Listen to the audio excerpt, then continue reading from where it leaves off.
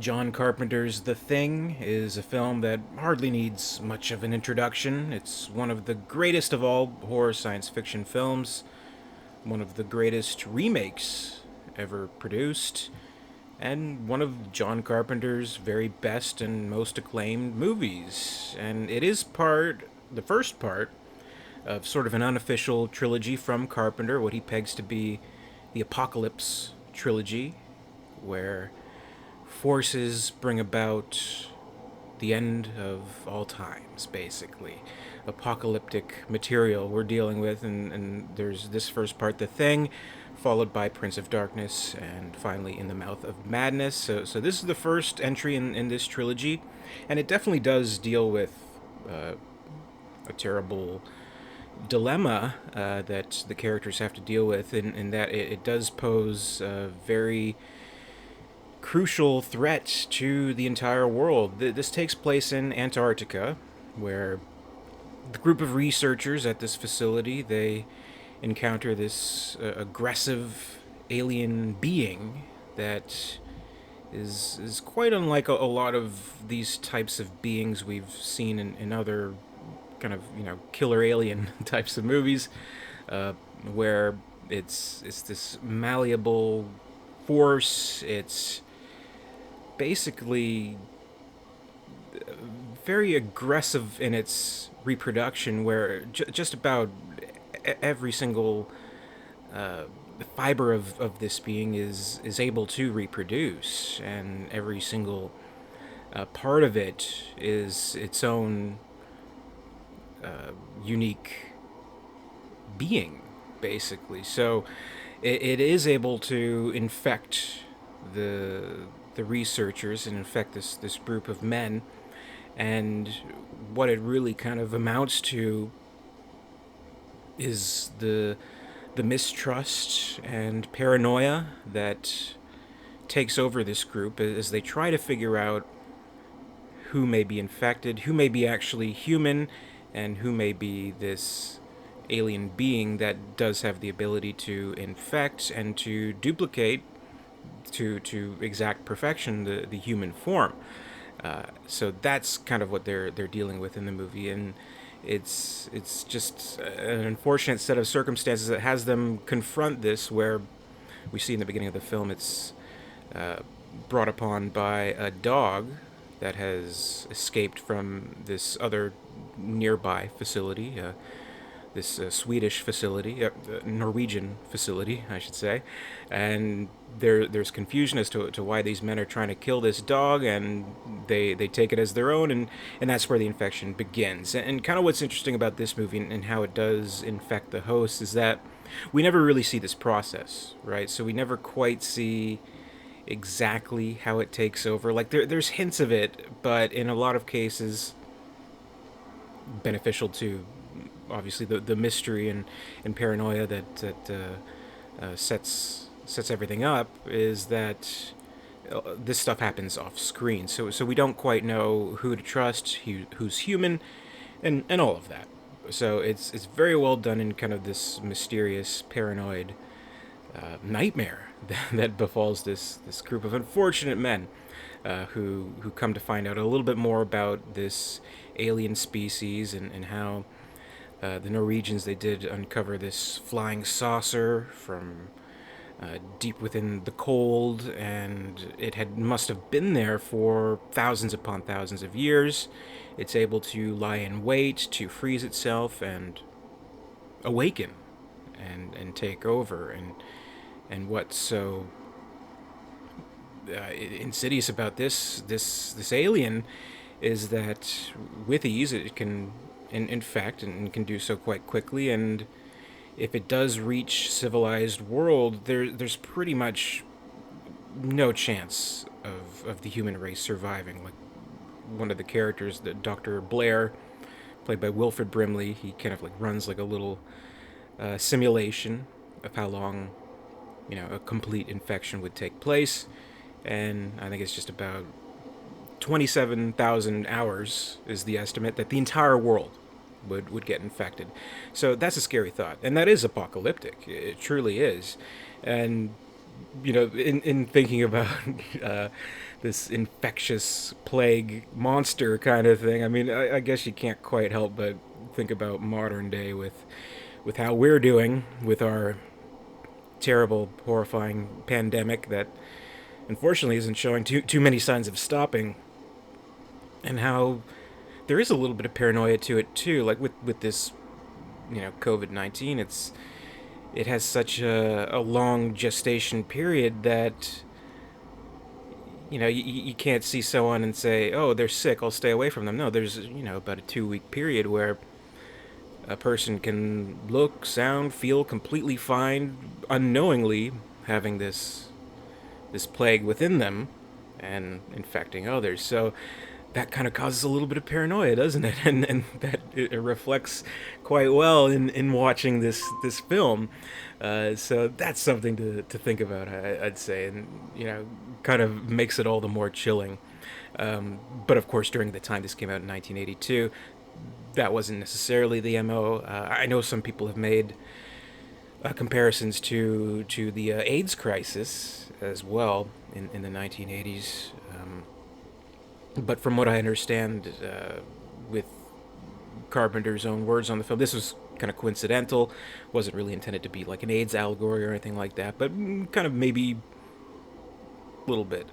But what we really have here at the end of it all, with all of the drama and the paranoia and some very tense scenes, it is a monster movie, and this is a monster movie done with the utmost expertise in its execution of terrifying, suspenseful, and shocking scenes, and with its incredible special effects, the great 80s special effects, the practical effects, the wonderful and bizarre and nightmarish work that's done through the special effects team here, which is quite incredible.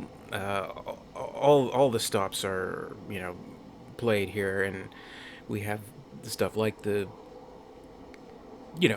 puppetry and animatronic stuff and reverse photography in making these effects come to life. And there's some really good moments, like because this thing isn't just say uh, a guy in a monster suit, isn't quite even like say something like the xenomorph of Alien, where it does have this final form that we can recognize. There's nothing too recognizable about this creature. Like it's always a different form every time it reveals itself, and in parts it unstably resembles its host. In other parts, we see like certain hints of maybe other creatures, other beings somewhere out in the universe that it may have encountered and replicated at some point, that it's held on to in kind of a genetic memory kind of way. So that's it's an opportunity to have a lot of freedom with designing this creature that's never the same every time we see it. So that's great, and I can't applaud the effects work enough with the film. It is truly incredible. Some of the best effects work, and of course we have a great cast here. I mean, Wilford Brimley, of course, as I mentioned, he's great.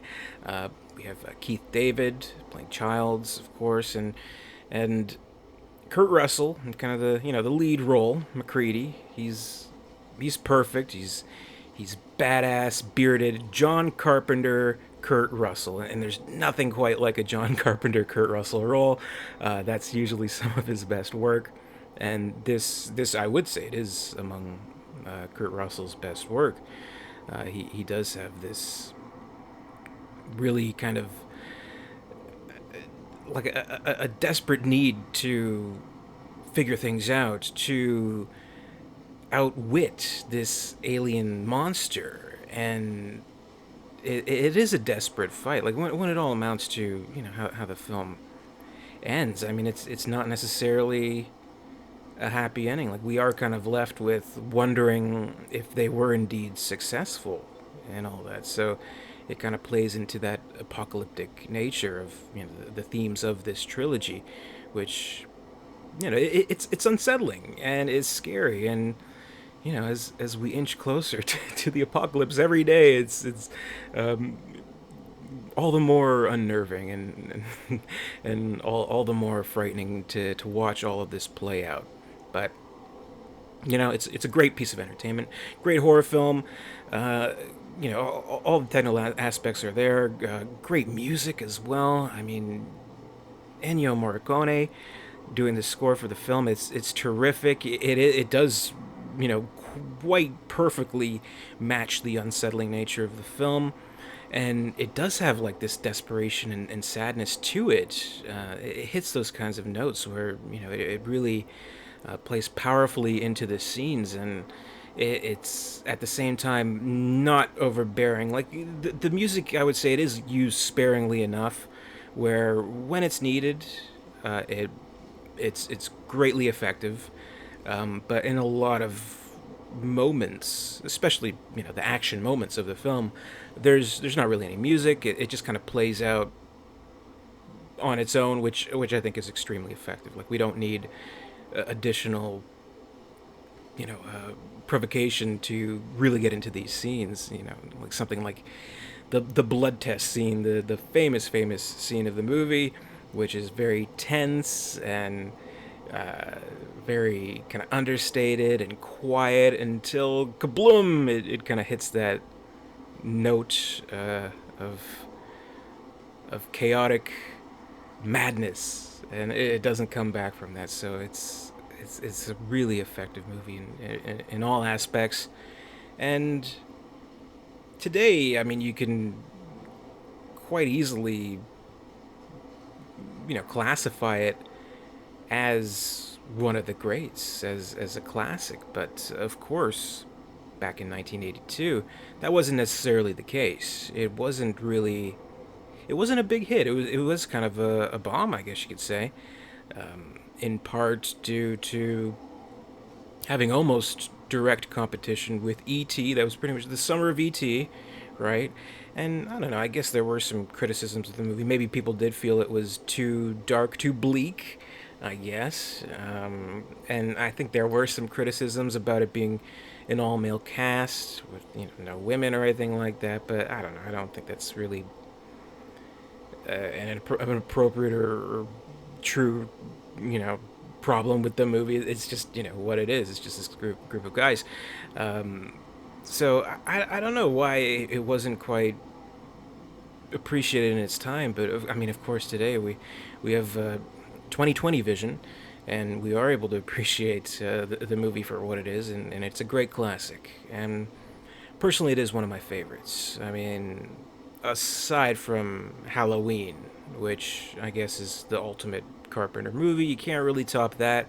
I would say it is my favorite John Carpenter film. I just love this kind of stuff. I love science fiction. I love monster movies, and having the two come together like this, I mean, hey, it's irresistible. It's great, I'd also peg it as one of Kurt Russell's very best roles. This is an iconic role of MacReady. This absolutely one of his best roles.